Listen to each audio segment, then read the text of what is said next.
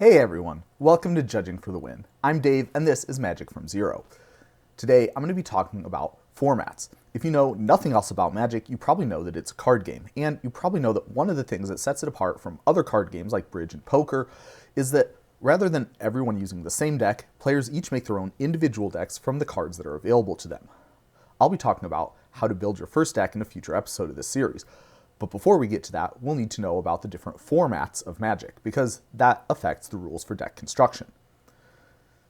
I mentioned before about how even though people talk about Magic like it's just one game, there are actually a bunch of different ways that you can play, similar to how a basketball player might play a one-on-one pickup game, a game in a structured 5v5 league, or even a game of horse, and still say that he spent the afternoon playing basketball. And that's what I'll be covering today, the most popular formats and what makes them different from one another. Ready? Let's get started. In the beginning, there were two formats, constructed and limited. In constructed, you built a deck out of the cards that you had, and your opponent built a deck out of the cards that they had, and then you played. In limited, each player opened a certain amount of sealed Magic product and built a deck out of what they opened. These two terms are still used today to describe different types of Magic. But as Magic has grown, both limited and constructed have gotten different sub-formats. For Magic's beginning, a minimum deck size was established to keep games from playing out the same way every time. This started out at 40 cards for both limited and constructed, but it was quickly determined that this was insufficient for constructed and increased to 60 cards, along with adding a 4-of limit on the number of copies of the same card that a player could include. These numbers have been the standard ever since then, and have entered the Magic lexicon in various ways. For example, 4 copies of a card is still referred to as a playset, or you might hear about someone referring to their main deck as their 60. There are two main types of limited played today, but their common thread is that you open some booster packs and build a deck out of the cards that are opened. Because booster packs typically don't have enough lands to build a functioning deck with, limited event organizers provide land cards to the players to add to their pools when building their decks. In a sealed event, each player opens 6 play boosters, and these cards form the player's pool. In a draft, each player gets a set of booster packs and then sits around the table in a circle. Everyone opens one of the packs, picks one of the cards, and then passes the rest to the player sitting next to them.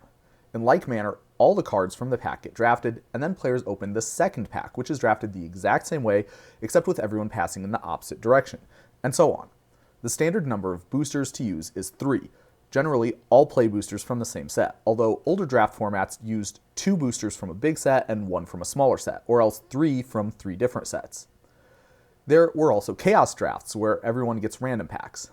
Drafts work best when there are 8 players. If there are more than that, the organizer might break the players up into smaller pods. There are several types of constructed events, but the difference generally is just what cards are allowed. Standard is a rotating format consisting of all the sets from approximately the last 2 to 3 years. Cards from new sets are eligible immediately, and cards from older sets rotate out according to a defined schedule. Pioneer and Modern are non-rotating formats, allowing players to run any card from the present day all the way back to their respective cutoff dates. Pioneer includes everything from Return to Ravnica forwards. Modern starts almost a decade further back with 8th edition. There are also a few special sets that are legal for Modern but not for Standard or Pioneer. Legacy allows any card all the way back to the very beginning of Magic, including ones in those sets, and even cards from a few other sets which were released during Modern's time span but are not legal in that format. Sometimes cards prove problematic for reasons of game balance, logistics, or political correctness. Each constructed format has its own list of banned cards which cannot be played even though they otherwise would be legal.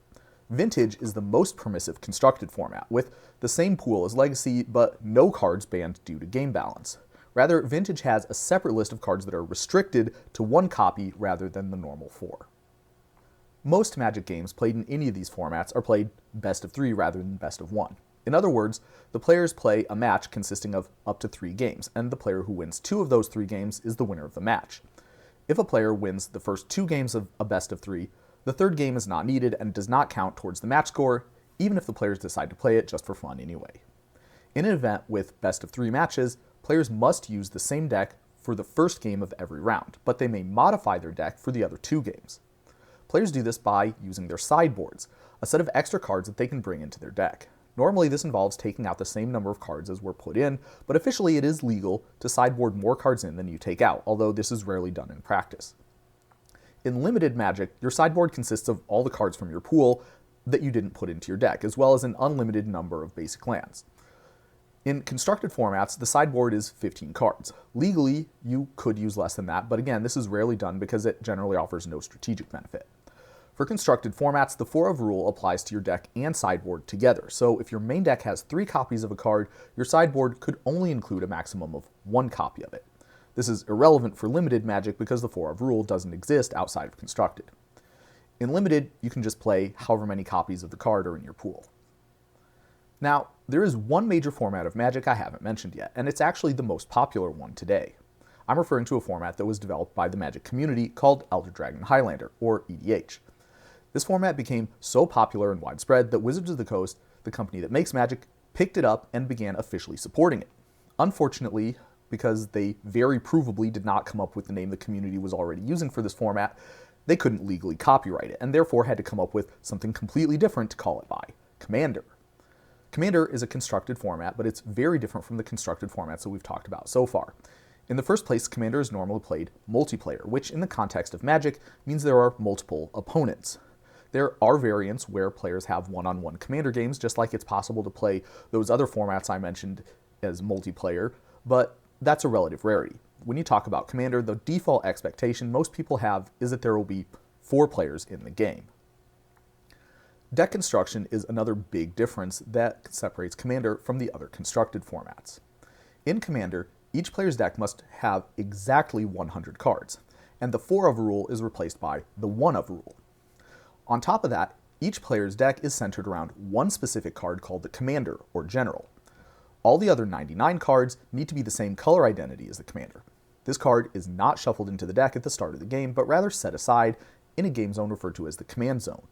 You can play your Commander from the Command Zone, just like if it was in your hand, but there's a cumulative tax that increases the cost to do so by 2 mana every time you do this. Anytime your Commander leaves the battlefield for any reason, if it isn't going to your hand, you can choose to move your Commander into the Command Zone so that you can play it again. Commander games are played best of 1, so there's no sideboards, but it is normal for experienced players to have multiple decks so that they can change things up if they play back-to-back games with the same people. Now that you know about the most popular formats to play Magic, you're probably wondering about which one to try first. Unfortunately, this is a tough question to make a general recommendation on because it's so individualized. In truth, each one has pluses and minuses. Commander has a reputation for usually having more laid-back and beginner-friendly vibes, and any game store will probably have lots of pre-built Commander decks that you could just buy. But having 3 opponents in a wide-open card pool can make games feel overwhelming even for experienced players, let alone a beginner. Constructed formats generally revolve around a defined metagame, which means a more consistent environment to try to learn in, but also less opportunities to play what specifically appeals to you. Limited games put everybody on an equal footing as far as card availability goes, but building a coherent deck is a difficult skill to learn, especially for someone who's still figuring out how all the cards work. My advice, if you're just looking for a place to start, is to go with whatever the group of people that you want to play with are playing. If you have friends who are getting you into the game, ask them. If not, find a local game store and ask there. It's a lot easier to play Magic with other people than it is to go it alone. If you haven't experienced all the formats that I've mentioned, see if you can find somewhere in town where you can try them out. Because one of the great strengths of Magic is that it's a very versatile game and there are a wealth of different experiences available in the same system. I plan on making videos about the best way to get into each of these formats in the future, but that's all I have for you today. How did you do? Join me again next time for another ruling. Until then, I hope you have a great day.